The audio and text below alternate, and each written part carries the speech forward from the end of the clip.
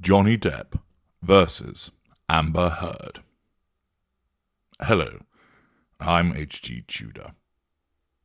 Today, 7 years after Amber Heard first accused Johnny Depp of assaulting her, Heard, age 35, and Depp, age 58, will come face to face with each other in a Virginia courtroom over allegations that Heard defamed Depp. He is suing her for $50 million over a 2018 Washington Post op-ed she wrote titled, Opinion, Amber Heard. I spoke up against sexual violence and faced our culture's wrath. That has to change. In response, Heard filed a $100 million defamation counterclaim against Depp. The defamation trial, which will feature other famous actors called to testify, will air on Court TV. That's the backdrop. But what has actually made them bring legal proceedings against one another? Is it greed? There are some astronomical sums being mentioned there. Is it perhaps a desire for revenge over one another? Maybe there's a desire to hurt one another, clear their name, highlight a cause. Or is it actually something else? Something that neither party actually realizes is driving their behavior? Or could it be that they're well aware of what they're doing and it accords with precisely why they are doing it? There are many things that you do and you know why you do them. For instance, when your throat is dry, you realize that you're thirsty because your body is telling you that you're dehydrated. So you go and get a drink, and you know that you're doing that to get rid of that sensation of thirst, the discomfort you experience in your throat. You also know that this is in essence hydrating you. There are also lots of things that you do either completely without thinking about them, or that you do things thinking it's because of reason A, but actually it's because of reason B. Examples of things that you do without thinking about them are, for instance, your heart beating, the digestion of your food, breathing, regulating the temperature of your body. You do all of those things instinctively, automatically, and there's a part of your brain that governs all of that without you actually being conscious of that's what you're doing. It just goes on in the background. There'll be instances, for instance, where you touch something hot and your hand recoils from it. You don't think, oh, that's hot, I'd better move my hand. You do it automatically. You do so without thinking about it. An example of thinking you're doing something for reason A, but for reason B, which covers actually many things, and of course is a subject that's beloved of psychologists to understand what's really motivating your behaviours, is overeating. Why do people overeat? Well, you might think they're just greedy. They're fatty arbuckle that enjoys stuffing their oversized face with lots of donuts, and they have no willpower. They have no self-regulation. They don't have any pride, perhaps, in their appearance. They're selfish because they don't think about the impact of their greediness and overeating on other people in terms of perhaps other people not having enough to eat, or moreover, the creation of certain medical conditions, which means that they have to be looked after. So you might think it's a variety of reasons why somebody overeats. However, there's something actually far more deep-seated at work. Thousands upon thousands of years ago, our ancestors, when they were walking across those grasslands, doing a little bit of hunting, but mainly gathering nuts, berries, root vegetables, fruit. And our ancestors weren't at the top of the food chain as we are now. They were in the middle, meaning things would come and eat them, harm them, hunt them. Back then, there were no donuts, there was no ice cream, there were no biscuits, no cookies, no sweets, no candy. The only sweet thing was ripe fruit, peaches, dates, figs, for example. And of course, we were in competition with other animals to eat these things. So when a small group of human beings, Homo sapiens, came wandering along and they found the fig tree, they knew that if they didn't eat the figs, then the local baboon troop could come down and scoff all of those figs, leaving them with none. There was no method of storage, there was no method of preservation available, so those human beings recognised we need to eat as many as we can, and quickly, to avoid losing out to the baboon troop. So they did. Now, they didn't turn into fatties because they spent most of their day walking around, covering something like 20 miles, 35 kilometres or so, 30 to 35 kilometres or so. And therefore, all of that exercise established a particular metabolism and, of course, contributed to the burning of the calorific content that had been consumed. They ate the figs, the dates, whatever it might be. The baboon troop didn't get there and strip the tree of them.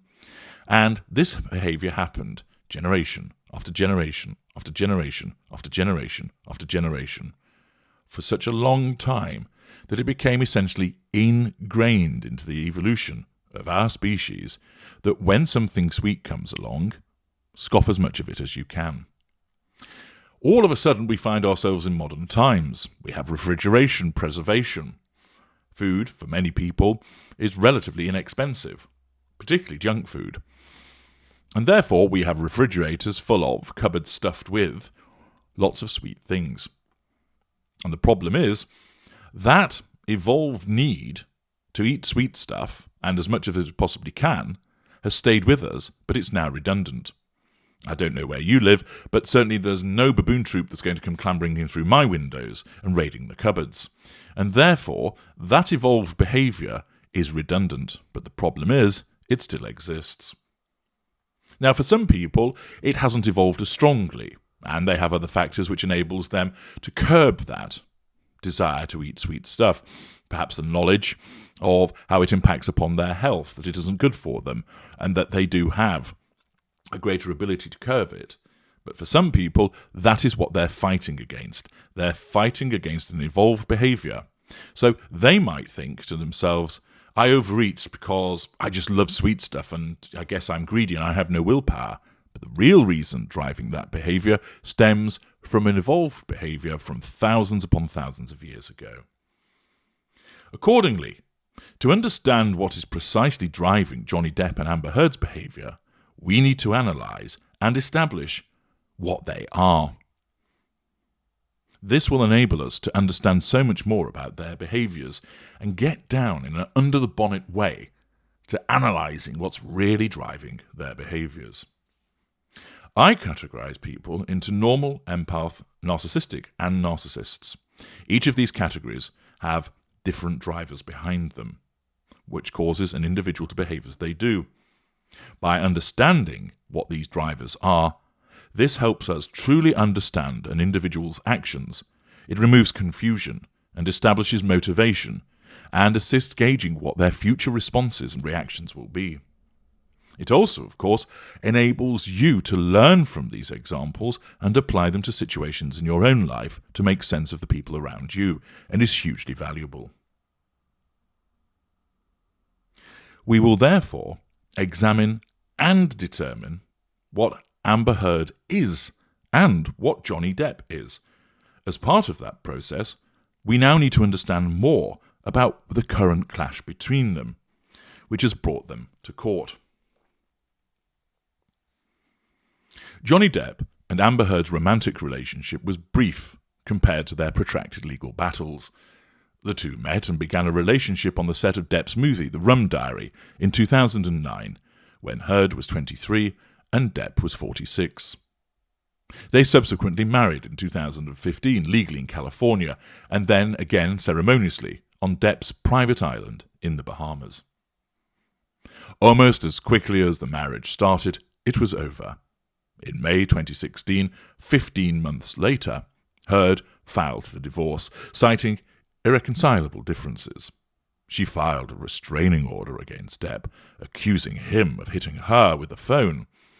She appeared days later at the Los Angeles courthouse with a bruised cheek and said in court papers that Depp had been verbally and physically abusive to her during the entirety of their relationship. She described 2 recent alleged incidents of assault by Depp in her court papers. One occurred on her birthday, when Depp allegedly threw a magnum-sized bottle of champagne at the wall and then grabbed her by the hair and violently shoved me to the floor. And another happened a month later, where he allegedly grabbed her cell phone, wound up his arm like a baseball pitcher, and threw the cell phone at me, striking my cheek and eye with great force, as she declared in a declaration submitted by Heard in the Los Angeles court. She also submitted pictures of her bruised face. Depp vehemently denied he ever struck Heard, and the police, who initially investigated Heard's claims, said they found no evidence of a crime. Instead, Depp accused Heard in his court papers of attempting to secure a premature financial resolution by alleging abuse. Heard's initial request for a temporary restraining order against Depp was granted, but on the eve of their civil trial over extending the restraining order, Heard and Depp announced they had settled their differences. They released a joint statement that said, "Our relationship was intentionally passionate and at times volatile, but always bound by love. Neither party has made false accusations for financial gain. There was never any intent of physical or emotional harm." As part of the divorce settlement, Depp gave Heard $7 million, as the couple had no prenup. Heard subsequently announced that she would be donating the money to ACLU and to Children's Hospital in Los Angeles, saying at the time it was to help others less able to defend themselves. While the couple settled, the drama and allegations between them were far from over. 2 years later, Heard would write an op-ed at the centre of the current lawsuit. In the column published on December 18, 2018, she stated, "I spoke up against sexual violence and faced our culture's wrath. That has to change," she went on. "Then, 2 years ago, I became a public figure representing domestic abuse, and I felt the full force of our culture's wrath for women who speak out," adding, "I had the rare vantage point of seeing, in real time, how institutions protect men accused of abuse." Despite the fact that he wasn't personally named in the op-ed, Depp filed a $50 million defamation lawsuit against Heard in Virginia over her characterizations in those 3 sentences. His team alleged that the op-ed depended on the central premise that Miss Heard was a domestic abuse victim, and that Mr. Depp perpetrated domestic violence against her. Mr. Depp brings this defamation action to clear his name, according to Depp's complaint. Depp's legal team said that he never abused Heard, and that her allegations against him were part of an elaborate hoax to generate positive publicity for Ms. Heard and advance her career, according to his court papers. Depp's legal team stated in his court papers that the false allegations against Mr. Depp have been conclusively refuted by 2 separate responding police officers, a litany of neutral third-party witnesses, and 87 newly obtained surveillance camera video. Ms. Heard is not a victim of domestic abuse. She is a perpetrator, Depp's legal team stated in his complaint against Heard, claiming it was an elaborate hoax to generate positive publicity for Ms. Heard and advance her career. Depp said that the accusations against him have damaged his film career and his reputation as a public figure. He blamed Heard for his losing out on roles. 4 days after the op-ed was first published, Disney announced it was dropping Depp from his leading role as Captain Jack Sparrow in the lucrative Pirates of the Caribbean franchise. Heard, however, still maintains that every sentence in that op-ed is literally true, and that she resolved to fight for the victims of domestic violence and to do everything in her power to fight back against the silencing of abuse victims. Quite the drama already. Is it the case that we have the valiant victim in Amber Heard, who is there fighting to speak up for victims of domestic abuse against Johnny Depp, who is an abuser? Or is she a individual that is the abuser herself and is seeking to turn the tables by blaming the true victim, Johnny Depp, for the behaviours? Could it be they're both as bad as one another? Despite the fact that both Depp and Heard have residences in Los Angeles, Depp's legal team successfully argued that because the Washington Post is physically published in Virginia, maintains 2 offices in the state, and has its online edition routed through servers in the state, a Virginia court and jury was the right jurisdiction to hear his defamation case.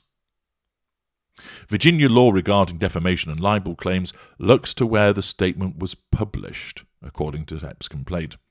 Heard's attorneys argued to have the case moved to California because the events of the case, the witnesses and the premises were all located in Los Angeles. They also said that Heard was never in direct contact with a Washington Post employee or in an office in Virginia to warrant the case being heard in the state. Johnny Depp regularly abused Amber Heard, both physically and emotionally, throughout much of their relationship, Heard's legal team argued in her court papers. The vast majority of these violent incidents occurred when Mr. Depp was drunk or high, or both, in their Los Angeles, California home, or while the couple was travelling abroad. Is it the case that she's entirely right with these allegations? That Depp is an abuser on his own right, or perhaps somebody who just becomes abusive as a consequence of imbibing alcohol and drugs? Or is it the case that these things never happened, and she's fabricated them as part of a plan, a strategy that would serve her own purposes? Might it be that her behaviour has prompted a reaction from him, and his reaction, whilst one that can be condemned, might be understood in the context of him being the victim of an abuser? Or is it quite simply the case that he arrogantly and willingly won't regulate his behaviours and lashes out? Heard's team argued that Depp's team pushed for the case to be heard in Virginia strategically to prevent her from using the tough anti-SLAPP protection available under California law. Legal experts agreed that moving the lawsuit to California would have changed everything in this case, and allowing her to take advantage of the state's protective anti-SLAPP law would have in effect put an immediate hold on the case from the start. In my opinion, if this case were brought in California, I think it would have almost been dead on arrival, said Ryan Baker, a Los Angeles litigator who has represented celebrities and entertainment companies in cases ranging from defamation to general business disputes. Anti-SLAPP, strategic lawsuits against public participation laws, allows individuals faced with a defamation lawsuit, where it is alleged the purpose of the lawsuit is to intimidate and silence free speech that is in the public interest, to petition the court for protection. The statute effectively shifts the burden of proof. If the speech is defined as protected, to the party bringing the lawsuit to prove to a judge that their lawsuit has merit and that it would result in a favourable verdict for them. Both California and Virginia have anti-SLAPP statutes, but Virginia's law does not allow defendants to invoke the protection in the early stages of the proceedings, while California permits defendants to file for the protection immediately and for the judge to hear the motion within 30 days. Baker said that holding this defamation case in California would have afforded Heard the protection of the state's strict anti-SLAPP law, which would have likely effectively frozen the case from the start, in effect stating that she was speaking out, that she was utilising her right for free speech, and that Depp was seeking to quash that by bringing a defamation lawsuit. Might that tell us more about what really motivates the behaviour? Is this an individual who isn't really interested in the truth, but just wants to protect his reputation and would use the law to do so? The idea is that if you're a victim and someone is suing you to shut you up, and it concerns a matter of public concern, you can immediately shut them down, and the judge has to consider whether the case can even go forward, Ryan Baker said. I think in California, this gets shot down right at the gate. In Virginia, you don't have this early procedural opportunity to shut the case down and freeze it. He added that the extensive litigation in this case has backfired on Depp by bringing to light extremely personal details of the successful actor's life. Might that be a case of collateral consequences for Depp? I think this is the poster case for, frankly, the perils of over-aggressively trying to defend whatever adverse vision you have of your reputation, said Ryan Baker. Is Mr. Baker there alluding, perhaps, to Depp having a deluded view of himself? All Johnny Depp has done through this is just make himself the really over-aggressive villain. The Virginia case isn't Depp's first defamation lawsuit over the abuse allegations regarding his marriage to Heard. In 2018, prior to the publication of Heard's column, Depp sued News Group Newspapers Limited, publishers of the Sun newspaper in Britain, for libel after it published an article with the initial title, Gone Potty, How Can J.K. Rowling Be Genuinely Happy Casting Wife-Beater Johnny Depp in the new Fantastic Beasts film? According to Depp's court papers, Depp alleged that the article gave a one-sided and unfair account and failed to include any denials of Heard's claim or mention the police report that concluded no crime had been committed, or that Heard's application for a temporary restraining order had been dismissed with prejudice. Unlike defamation law in the United States, the Sun needed to show that the statements against Depp were substantially true. After extensive testimony submitted from both sides, Justice Andrew Nichol issued a 130-page judgment determining that the great majority of the alleged assault of Ms. Heard and Mr. Depp has been proved to the civil standard, and that the Sun had shown that what it published to be substantially true. The UK case involved a different legal system, and clearly a different standard of law was being applied, said attorney Emily D. Baker, a former Los Angeles district attorney. The determination that the judge was trying to make there was whether the allegations Heard made were substantially true enough that the publication The Sun was not defamatory in stating in their headline that Johnny Depp was a wife-beater. Therefore, a court has found that those allegations were substantially true and that he was a wife-beater. But of course, might there be more than meets the eye behind the allegation that was proved to be substantially true that he was a wife-beater? Did he beat his wife simply because he wanted to, for example, assert control over her, because her behaviour was threatening his sense of control? Or did he beat her as a response to her own behaviour towards him, where he was in effect defending himself? We will examine further, and that will help us understand more about these two individuals. On November the 2nd, 2020, the UK judge dismissed Depp's libel claim. Depp's appeal request was also later denied. In addition to Depp and Heard, Elon Musk, Ellen Barkin, Paul Bettany, James Franco, Amanda de Cadenet, and Io Tillett are some of the well-known individuals set to testify or provide evidence at the 2022 trial. Around 120 individuals are on the potential witnesses list. While Heard and Depp are expected to testify in person and appear in court each day, Musk, Franco, and some others listed as potential witnesses will likely testify via video link. This trial is going to become a spectacle, said Emily Baker. It's unusual that we see a star-studded witness list in a trial. It's unlike anything I can really remember when there's been this much celebrity involved, not just from the people involved, but the witness list. And there's also some horrific text messages between Johnny Depp and Paul Bettany that are just appalling to read the things he says there in anger. So it's all going to come out and play out very, very publicly. Bettany will likely have to explain the context of his shocking text messages that came to light in the UK case. After Depp texted Bettany in 2013 saying, "Let's burn Amber," Bettany responded, "Having thought it through, I don't think we should burn Amber. She's delightful company and easy on the eye, plus I'm not sure she's a witch. We could, of course, try the English course of action in these predicaments. We do a drowning test. Thoughts?" Depp responded, "Let's drown her before we burn her. I will fuck her burnt corpse afterward to make sure she is dead." What does such an exchange signify? Is it merely bants? Is it the case that the Bantosaurus Rex was engaged in discussion with the Archbishop of Banterbury? Are these just private exchanges, which are lads' talk, a bit of the old locker room chat going on? Or does it signify something deeper and darker, some form of malice that's exhibited towards Amber Heard, particularly with thoughts of basically killing her and then fucking her burnt corpse afterwards? Does this show a flagrant absence of emotional empathy for her? Does this demonstrate a need to assert control over her? Or is it quite simply banter arising from a consequence of someone's having their own emotional empathy eroded because of the way they're being treated? We will find out. James Franco might be called to testify about his knowledge about Heard and Depp's relationship. In 2014, Heard was making the film Adderall Diaries with Franco and was concerned at the time that Depp would be jealous of her having romantic scenes with Franco. Elon Musk, the Tesla and SpaceX founder, was paying late-night visits to Heard at Depp's Los Angeles penthouse only 1 month into the marriage, while Depp was out of the country filming. "Elon, are you a dirty dog?" According to Depp's court papers, Depp has asked Musk to reveal all his communications with Heard about Depp and anything she might have told him about their physical relationship and divorce proceedings. Will we see advice from Elon about buying certain cryptocurrency? Will we find information from Elon about what he was going to do with Twitter? Who knows? Heard maintains that her op-ed was true and accurate.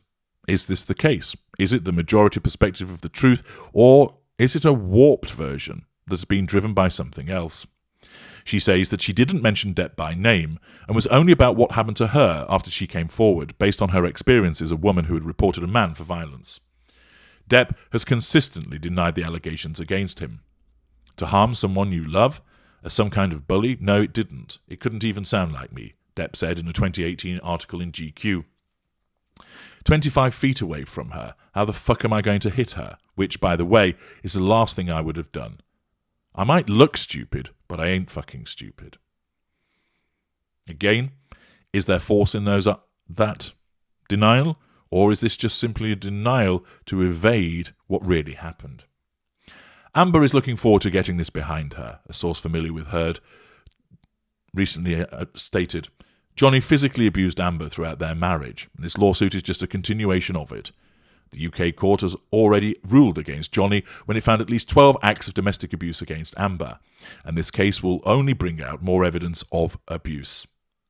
It will be painful, but hopefully when it's over, a jury verdict against Johnny will send a message to the millions of women out there who suffer from intimate partner violence that they can move safely on with their lives, and so can Amber.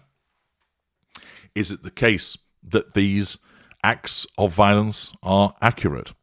Is there a bit bigger context that needs to be understood? Is it the behaviour of reactive use to provocation? Is it the case that Depp is continuing to abuse Heard by bringing this law action, as suggested by this particular source? This case being brought to trial is proof that the court acknowledges the notable amount of preliminary wins, evidence and witnesses in support of Johnny. An unnamed spokesperson close to Depp explained. To decline the opportunity to clear one's name and allow someone taking advantage of the system to walk away with zero repercussions would be careless and set a dangerous precedent for similar situations in the future. Is that desire to clear his name genuine? Or might it be that it's a form of assertion of control rather, dealing to nullify a threat to his sense of control? Is it the case that he is legitimately wanting to clear his name? Is it that the behaviours that he has engaged in was a consequence of the behaviour that he was a recipient of, and his emotional empathy was eroded by him being the victim of the abuse? Much will turn on the evidence, of course, and it will be fascinating to see it. But there's plenty of information and evidence that already exists about these two individuals in advance of why they've brought these claims and the behaviour that's alleged and contained within it. We will be examining the evidence that demonstrates what Amber Heard is, and the evidence that demonstrates what Johnny Depp is. Is this a case of the dynamic between a narcissist and an empathic victim? Is it a case of two normals that have clashed? Might it be that this is an unusual instance of a normal being ensnared and kept ensnared by a narcissist, and which is which? Or might this be a case of narcissists collide? We will examine the evidence, detailed evidence, scrutinised, viewed constructively, and to form a conclusion about what is Amber Heard and what is Johnny Depp, to enable you to understand the behaviours that are driving their conduct, their words and their actions. Please ensure that you like this video. If you have not already subscribed to this channel, please do so and turn your notifications on to ensure that you receive the up-to-date videos as we work through this series. I'm HG Tudor. Thank you for listening.